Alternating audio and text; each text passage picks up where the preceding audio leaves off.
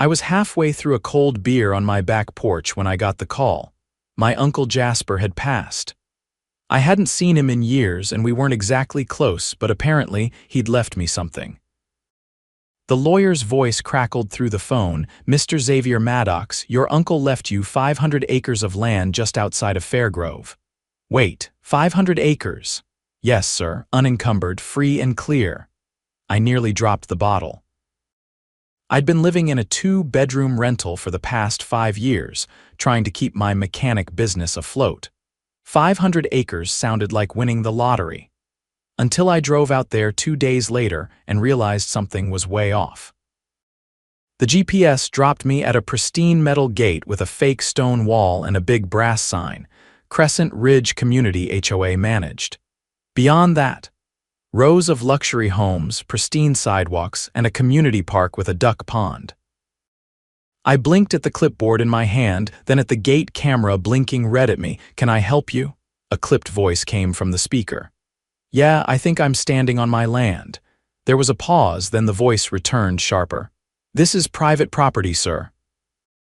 If you don't leave, I'll call security." "Go ahead. Maybe they can explain why there's a whole dang subdivision built on land I just inherited." That got the gate buzzing open real fast. I parked my beat-up truck and hadn't even stepped out before she was marching across the lawn in a pastel tracksuit, sunglasses high on her head like a crown. Shoulder-length blonde helmet hair, a clipboard clutched like it was a weapon. Yep, definitely a Karen. "Excuse me," she snapped. "This area is for residents only." "I'm Xavier Maddox. I just inherited this land from Jasper Maddox. You may have heard of him." Her mouth twitched. She hesitated for a second too long.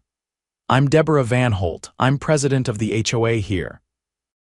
And I find it highly unlikely that you own anything in Crescent Ridge."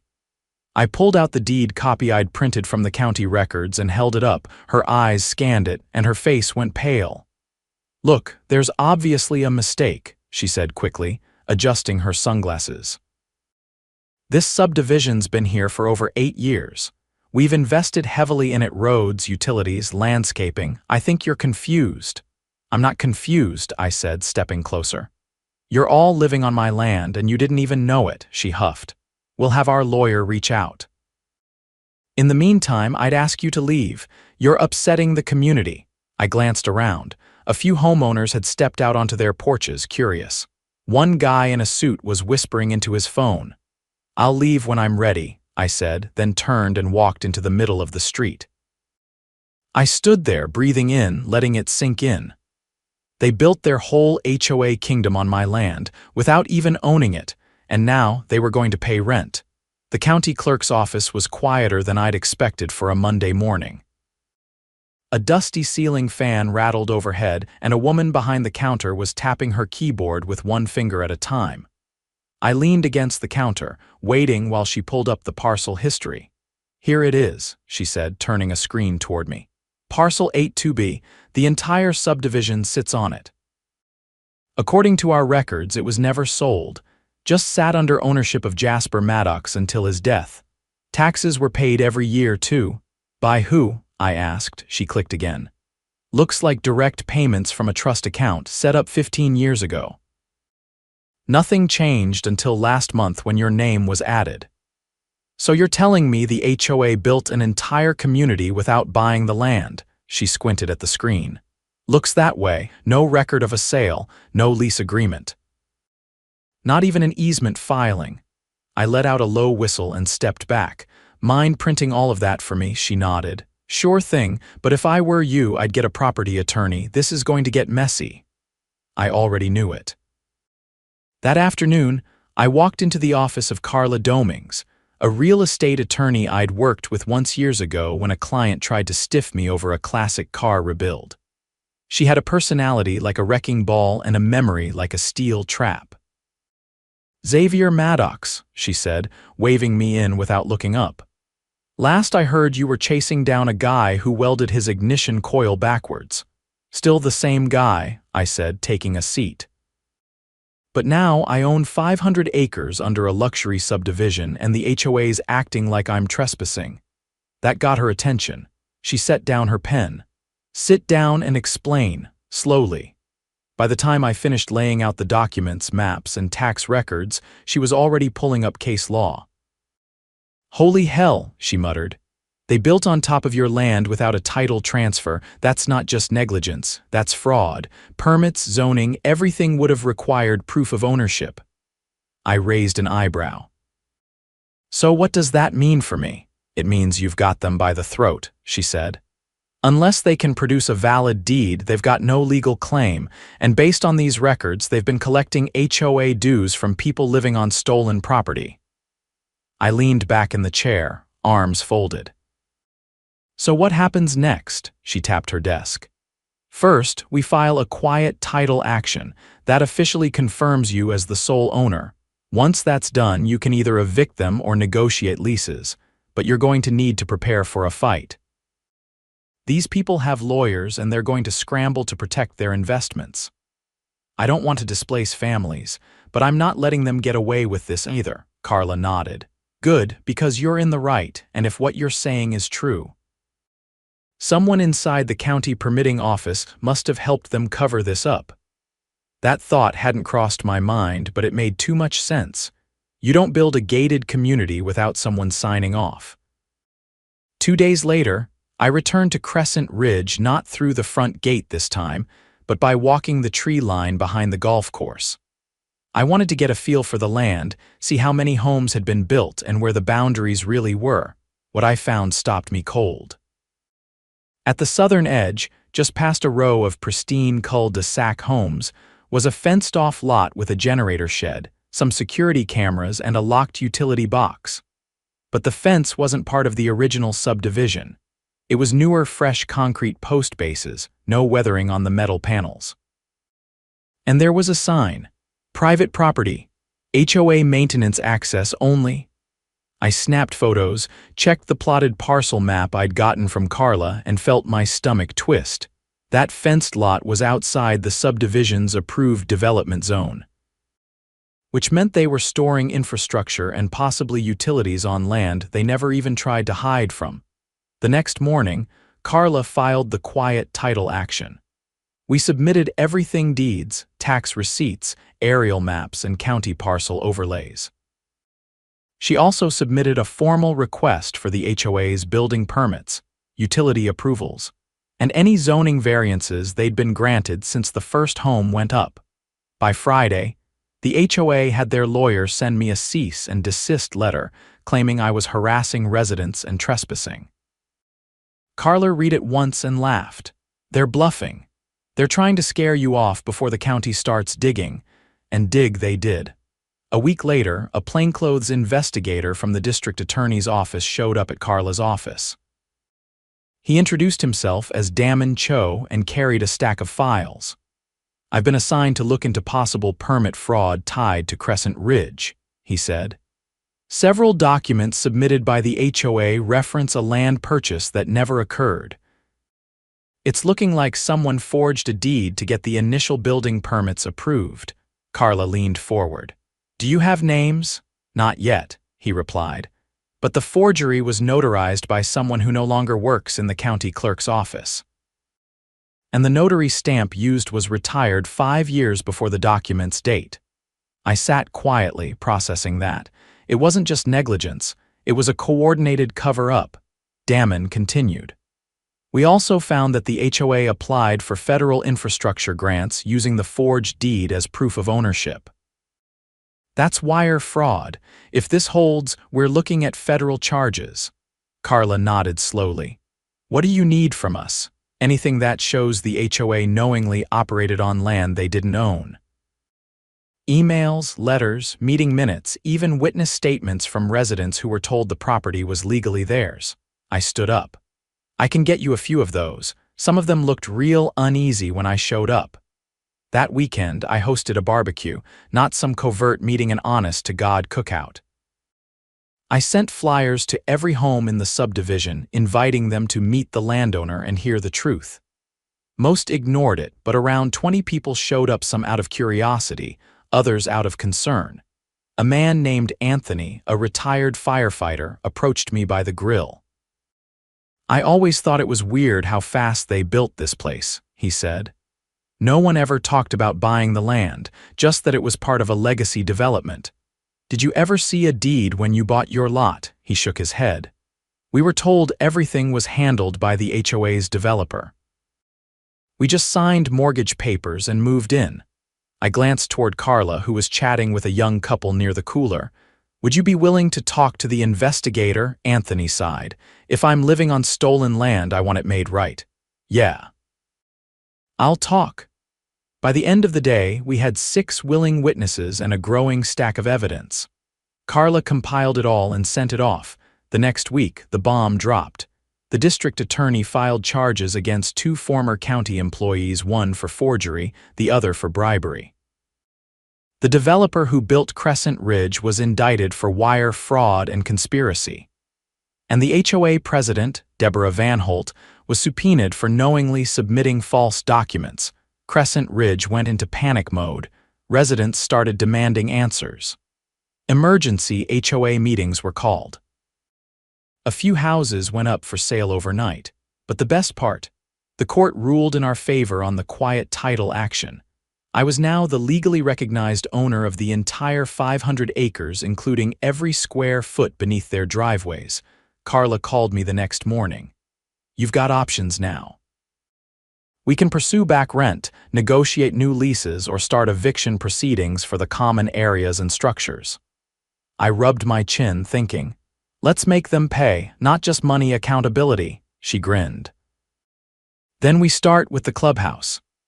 That afternoon, we served a formal notice. The HOA clubhouse, pool, and tennis courts were on land not covered by the fraudulent permit. They had 30 days to either purchase a lease or vacate. The clubhouse was their pride and joy. Weekly wine tastings, holiday brunches, HOA elections, it was the crown jewel of their little empire. And now, it was mine. The eviction notice on the clubhouse set off a chain reaction I'd been expecting, but not quite at that speed. Within 48 hours, I was served with a countersuit Crescent Ridge HOA accusing me of unlawful interference with community assets, claiming the land beneath the clubhouse had been gifted in perpetuity to the residents. Carla laughed so hard when she read it, she nearly knocked over her coffee. There's no record of any such gift, she said, flipping through the filing. They're trying to invent a legal fiction to stall us, but here's the kicker: look at who filed this. Not their usual firm. I leaned over the table. It was a small practice out of town, the kind that specialized in damage control for failing developers and political fixers. The kind of lawyers you called when you couldn't afford the truth to come out. They're panicking. They should be, Carla replied, because we just got a court order granting us access to the HOA's financials for the last 10 years. And if they've been collecting dues and spending them on land they never owned, that's misappropriation of funds, possibly embezzlement. I drove out to the property again, not through the back this time, but right through the main gate. No one tried to stop me. In fact, the gate was left open, unmanned. I passed a few residents walking dogs or pushing strollers. Most avoided eye contact.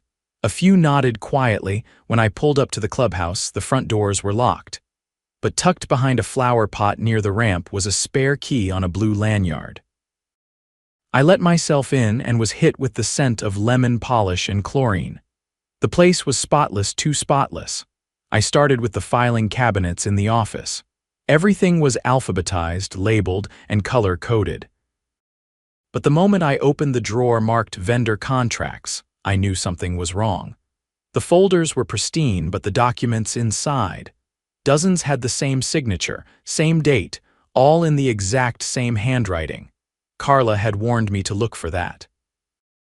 I took photos of every page, especially the ones with inflated landscaping charges, some claiming up to $15,000 a month for decorative mulch layering and seasonal fountain calibration. Then, I moved to the locked cabinet behind the desk. It was cheap metal and the key from the flower pot worked just fine. Inside, I found 3 manila folders, one marked Millstone Dev, another labeled Permit Adjustments, and a third simply titled DV. I opened that last one first, bank statements, personal, all belonged to Deborah Van Holt. I flipped through them, my pulse climbing. Transfers from the HOA's account into her own small at first, maybe 200 here, 500 there, but over time they ballooned. One deposit showed $22,000 labeled Special Assessment Overflow. She'd been skimming dues under the table and pocketing them. I took everything and drove straight to Carla's office. She scanned the bank records, her face hardening with each page. "She's cooked," she said. "These are unauthorized transfers. If we cross-reference these dates with HOA meeting minutes and budget approvals, we'll prove she siphoned community money into her own accounts." But that wasn't all. The Millstone Dev folder contained communications between Deborah and a man named Roger Klein, former project manager for the original Subdivision developer. Most of the emails were encrypted printouts, but some were clearly desperate talk of keeping things buried, ensuring the old permit files stay sealed, and one that simply read, "If the county audits us, we're finished." Carla's eyes narrowed. "We need to bring this to Damon." That afternoon, we met with Investigator Cho at the district attorney's satellite office. He took the folders carefully, one by one, flipping through with a practiced eye. "This confirms what we suspected," he said. She was embezzling, falsifying documents, and collaborating with the developer to cover up the fraudulent land deal. But here's what's new: those encrypted printouts. That might be evidence of racketeering. I blinked. "You mean RICO?" "Yes," he said. "If we can prove she used her position in the HOA to commit coordinated financial crimes with others, including the developer, then it falls under federal jurisdiction. Mail fraud, wire fraud, bank fraud, it builds the case." He stood up and left the room briefly. When he returned, there was a second man with him. Tall, square-jawed, and wearing a Department of Justice badge clipped to his belt. "This is Special Agent Marston," Cho said. "He's taking over the federal side." Marston nodded at me. "We'll need a full list of everyone who had financial access inside the HOA over the last decade. Also, anyone who signed off on those utility expansions." Carla handed him a flash drive. "Already sorted." The next day, federal subpoenas hit Crescent Ridge like a thunderclap. The HOA board was suspended pending investigation, the clubhouse was sealed, and residents were notified that all dues would be frozen until further notice. News vans started showing up at the gate. Reporters buzzed through the streets like flies on a carcass. I stayed out of sight that week. Let the storm settle. Carla handled most of the statements. She knew how to keep the message tight.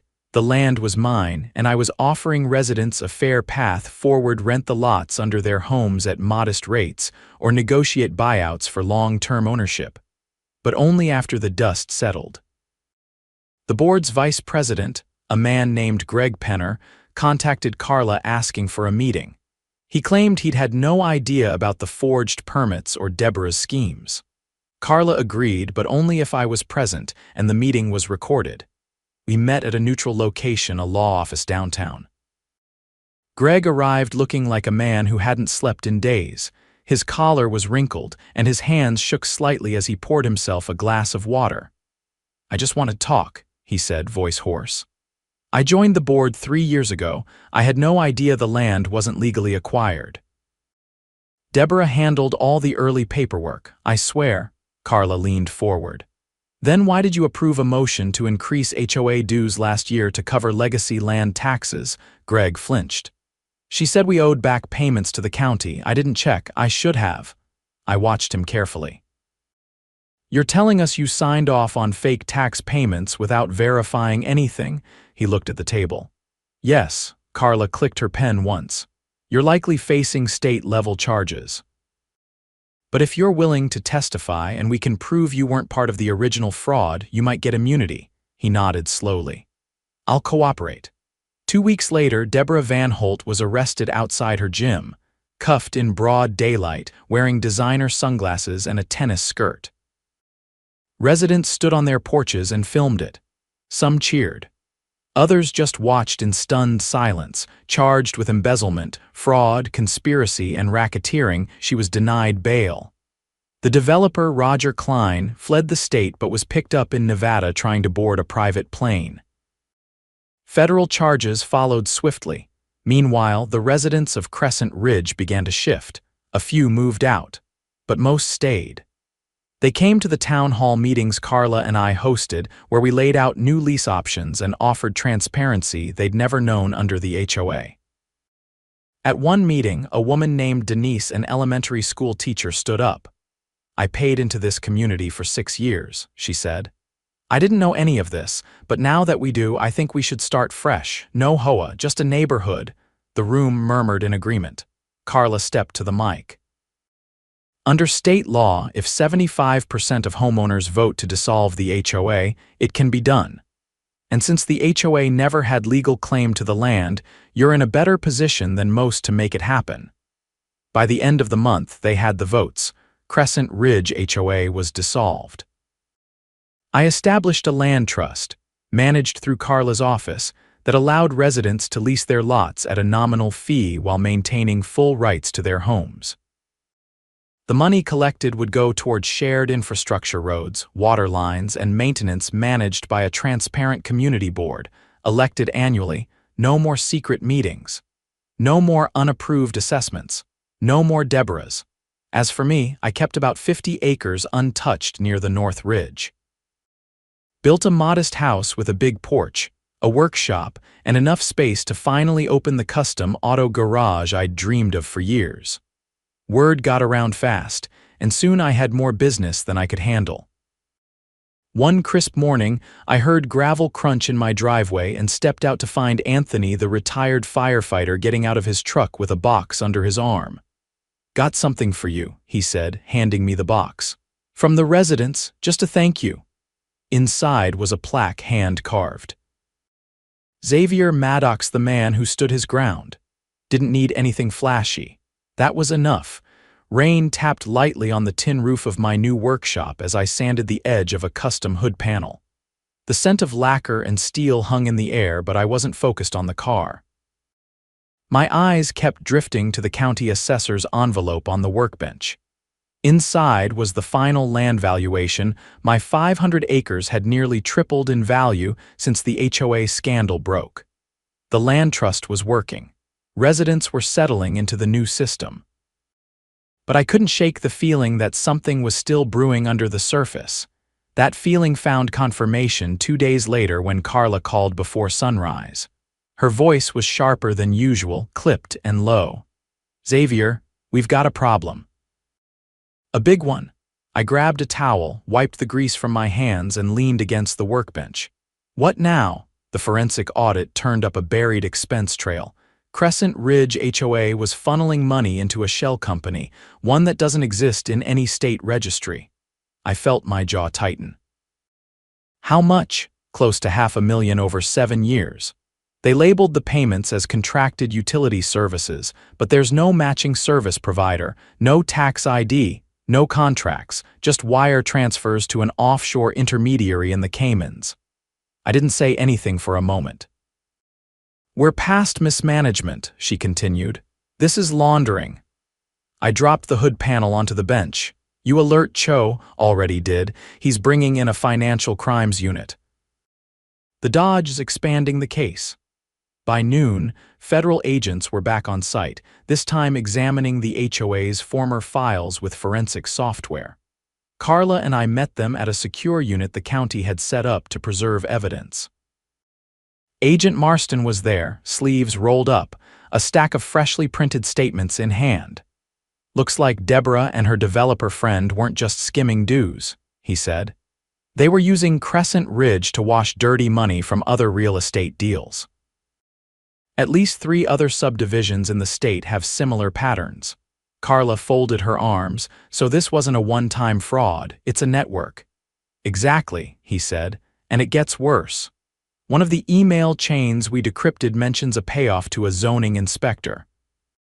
The guy who signed off on the original Crescent Ridge site plan." I narrowed my eyes. "That inspector still working?" No, Marston said. He retired last year. But he took a job consulting for a private developer, one whose name keeps showing up in these shell accounts. That night, I drove out to the southern boundary of the land, beyond the last row of homes. A black SUV was parked just off the access road, engine idling. When I approached, the driver rolled down the window. It was Anthony. Had a guy come by my place this morning, he said. Didn't say much. Just asked if I'd consider selling my lot back to the HOA, told him the HOA doesn't exist anymore. I frowned. What'd he look like? Mid-50s. Armani suit, didn't get a name, left a card with no number. He handed it to me. It was white, unmarked on one side. The back had a single word embossed in silver. Millstone. I turned it over a few times. They're testing the waters. Seeing who they can intimidate or buy out before the feds close in. Anthony nodded. They picked the wrong neighborhood. The next morning, Carla and I filed an emergency petition with the county to suspend all land development permits tied to Millstone Development Group. We attached the offshore wire data, the shell company registration trail, and copies of the decrypted emails. Within 48 hours, the county commission froze Millstone's applications and issued a formal inquiry into their project history. That's when the threats started. Carla's office was broken into. Nothing stolen, just overturned furniture and a shattered window. Someone poured bleach on her files. My mailbox was ripped open and stuffed with shredded photos of my workshop. One resident found her tires slashed and a note pinned under the wiper. Stay quiet. We reported everything. Marston assigned a protection detail to Carla and had my property fitted with motion-activated trail cameras. I wasn't the kind to rattle easy, but I started sleeping with the porch lights on and a shotgun closer than usual. A week later, the break happened. Cho called just after lunch. We got him. Who? Roger Klein flipped. He cut a deal. He's naming every involved party, county officials, developers, even a city councilman who shepherded zoning changes in exchange for kickbacks. I leaned against the porch column. What's he getting? Reduced sentence, witness protection. He's scared out of his mind. Said he was told if he ever talked, they'd bury him in a foundation pour. I didn't respond right away. Cho continued. His testimony's enough to file a RICO indictment. Millstone's CEO, 2 former county employees, and a dozen contractors. We're bringing the hammer down. The first arrests came 3 days later. A dawn raid on Millstone's headquarters made the evening news executives led away in handcuffs, laptops seized, offices taped off. The photos went viral. Residents of Crescent Ridge, once wary of me, now sent sandwiches and thank you cards to Carla's office. One woman dropped off a hand-knitted quilt with the words "Truth Prevails" stitched across it. But there was one last loose thread. The utility lot at the southern edge, the one with the generator shed and security cameras. Carla had been pushing to get access for months, but the county utility board kept stonewalling, citing safety protocols and restricted infrastructure. After the indictments, those barriers vanished. When we finally got inside, escorted by federal agents, we found more than just backup generators. Behind a false wall in the shed was a narrow stairwell leading to a concrete room. Inside were rows of filing cabinets and several hard drives, all connected to a dormant local server. Marston's tech team pulled the contents within hours. The server held encrypted records, land surveys, alternate permit drafts, and a cache of internal memos from Millstone's founders. The documents detailed how they had intentionally built Crescent Ridge on my uncle's land because it wasn't under active development. They expected Jasper to pass away without heirs and planned to claim adverse possession within 10 years, but they never counted on me. The final memo was dated just 2 months before Deborah's arrest.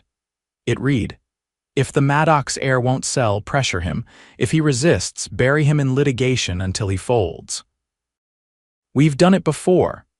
That was their blueprint: build fast, forge documents, and silence opposition through legal attrition or intimidation. They didn't just steal land. They built an empire on threats, lies, and backroom deals. The Dodge RICO case expanded to include 5 additional subdivisions and a total of 39 defendants. The trials would take years, but the core of the operation had been dismantled. Back in Crescent Ridge, things had changed. The old HOA board was gone. The clubhouse had been renovated into a true community center open to all. No dues required.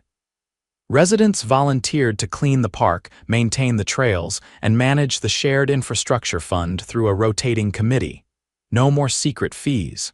No more fines for mailbox paint. Just neighbors looking out for each other. At the first spring festival held on the old golf course, I walked the grounds with Carla, watching kids dart between food trucks and balloon artists. One of the teens had set up a makeshift stage where a local band played classic rock. "You ever think it'd end like this?" Carla asked, sipping lemonade. "Not once," I said. "I expected lawsuits and headaches. I didn't expect community." She glanced around. "You gave them back more than land. You gave them a way forward." I shook my head. "They built it themselves. I just gave them the space." Later that night, I stood at the edge of the ridge, overlooking the houses below. Porch lights twinkled, laughter drifted up on the wind, and for the first time since I inherited this place, the land felt settled, quiet, right. They tried to steal it, bury it in lies, and build their empire on its back. Now, they were paying rent and a whole lot more.